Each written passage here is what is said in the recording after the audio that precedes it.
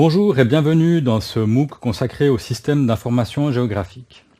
Comme vous avez pu le constater, ce MOOC, constitué de 2 parties, s'articule autour de 4 modules. Ces modules sont consacrés respectivement à la numérisation, au stockage, à l'analyse et à la représentation de l'espace géographique. Ce premier module, consacré à la numérisation, se subdivise en une première série de 5 leçons qui nous permettront d'aborder successivement les divers aspects fondamentaux de la transformation d'une réalité spatiale à un ensemble d'objets de propriété susceptibles d'être numérisés puis enregistrés dans une base de données. Nous parlerons ainsi successivement de modélisation du territoire, de coordonnées et de systèmes de projection, de relations spatiales et de topologie, des modes vecteurs et images, et des métadonnées. Dans la deuxième partie de ce module, nous parlerons plus spécifiquement des techniques d'acquisition de données. Décrire la réalité géographique simplement en dessinant une carte ou en la conceptualisant en termes d'objets et de propriétés implique dans les 2 cas nécessairement un processus de modélisation. Ce sont les éléments fondamentaux de ce processus que nous allons aborder au cours de cette première leçon. L'objectif de cette leçon est de comprendre les aspects les plus fondamentaux de la modélisation du territoire, de comprendre que cette modélisation est une étape préliminaire indispensable à toute forme d'analyse ou de représentation de l'espace géographique. Au terme de cette leçon, vous serez en mesure d'expliquer les principes de la modélisation du territoire et de décrire les formes et contenus sur lesquels celle-ci peut s'appuyer. Dans cette leçon, nous allons aborder successivement les notions d'espace géographique et de territoire, puis nous parlerons des principes de modélisation, avant d'aborder les aspects de cartographie qui sont la forme première de modélisation du territoire, pour finalement terminer avec les phénomènes discrets et continus qui caractérisent l'espace géographique.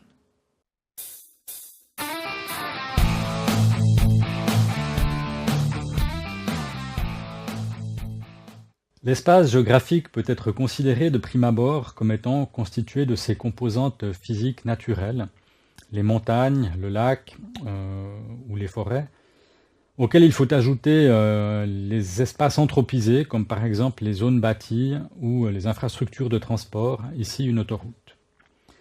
Dès lors que l'on parle d'espace anthropisé, cela implique que la notion d'espace géographique englobe également toutes les dimensions propres à la géographie humaine, ainsi que tous les éléments liés au fonctionnement des sociétés. On voit bien que l'espace géographique s'étend bien au-delà de sa simple réalité physique sensible. De nombreuses définitions formelles de la notion d'espace géographique ont été proposées, comme par exemple celle de Brunet, qui dit que l'espace géographique se définit comme l'étendue terrestre utilisée et aménagée par les sociétés en vue de leur reproduction au sens large, soit non seulement pour se nourrir et s'abriter, mais dans toute la complexité des actes sociaux. Il comprend l'ensemble des lieux et de leurs relations. Il est de ce fait à la fois un système de relations et un produit organisé, résultant des interactions entre la nature et les sociétés. Il a des lois et des règles d'organisation et de différenciation universelles, mais exprimées différemment selon les systèmes. Au premier rang d'entre elles se trouve la gravitation et plus généralement tous les effets de la distance, de l'agrégation et de l'espacement. On peut y reconnaître 5 usages fondamentaux: l'appropriation, l'exploitation ou mise en valeur, l'habitation, l'échange ou communication et la gestion. La notion de territoire, qui a également fait l'objet de nombreuses discussions et définitions, peut être considérée simplement comme une partie délimitée de l'espace géographique. Cette délimitation peut reposer sur une frontière, dans le cas de subdivisions politico-administratives, comme ici le canton de Vaud et les communes qui le composent. Elle peut également reposer sur des limites naturelles, comme par exemple la lisière de forêt, le tracé de cours d'eau ou l'emplacement d'objets isolés comme des arbres.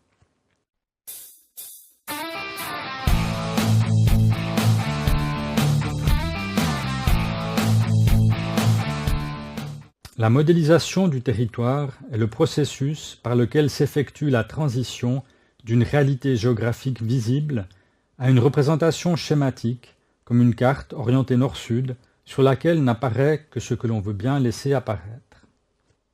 En raison de la complexité du territoire, sa modélisation en donne une représentation simplifiée, généralisée, schématisée, si bien que l'on peut parler de réduction contrôlée de la réalité.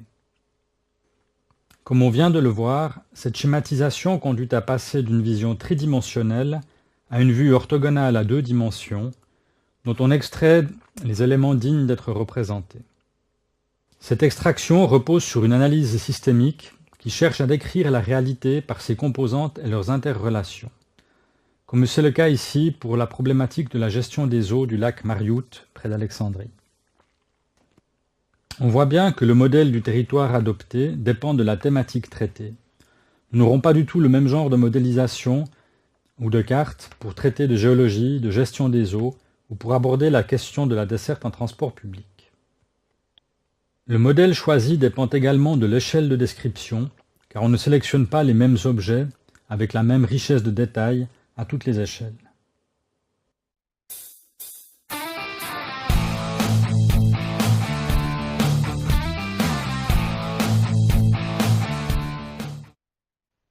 La cartographie a constitué la première forme de modélisation de l'espace géographique, avec la carte d'Érastostène dès le IIIe siècle avant Jésus-Christ, la carte d'Al-Idrissi en 1145, celle de Colomb en 1490, celle de Cantino en 1507 et la carte de Mercator en 1569.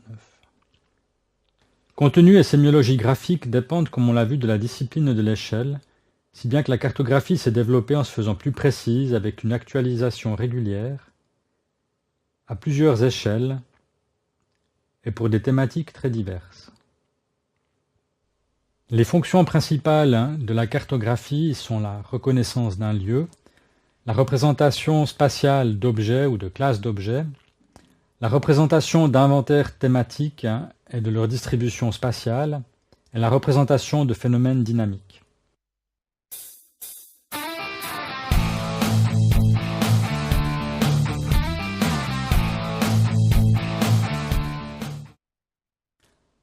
Nous avons abordé la notion de modélisation du territoire. Encore faut-il se pencher maintenant sur les contenus possibles de ces modèles. Nous pouvons pour cela nous appuyer sur le fait que l'espace géographique est perçu au travers d'objets spatiaux, de la distribution de phénomènes spatiaux et des processus et de leur dynamique tant dans l'espace que dans le temps. Un phénomène spatial discret est circonscrit par ses limites. Il se constitue d'une collection d'objets homogènes dans toutes leurs parties. Et c'est pour cette raison que l'on parlera d'approche objet. C'est le cas des zones à bâtir, des surfaces boisées, des haies, des arbres isolés, du réseau routier, des lacs et cours d'eau et des bassins fluviaux, ou encore de l'emplacement des barrages. Un phénomène spatial continu est non circonscrit. Ses propriétés varient dans l'espace, et il peut être représenté par des courbes d'isovaleur ou sous la forme d'une grille régulière analogue à une image, raison pour laquelle on parle d'approche image. C'est le cas du maximum glaciaire, de la distribution des pentes, des anomalies isostatiques ou encore de la profondeur des sols.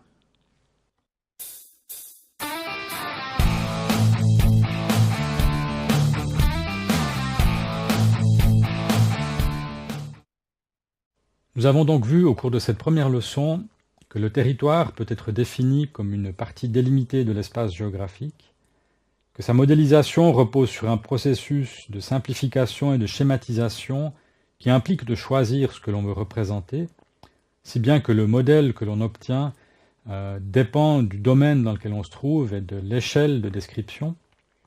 Et finalement, nous avons vu que ce modèle s'attache à décrire les phénomènes discrets sous forme d'objets et les phénomènes continus sous forme d'images ou de grilles.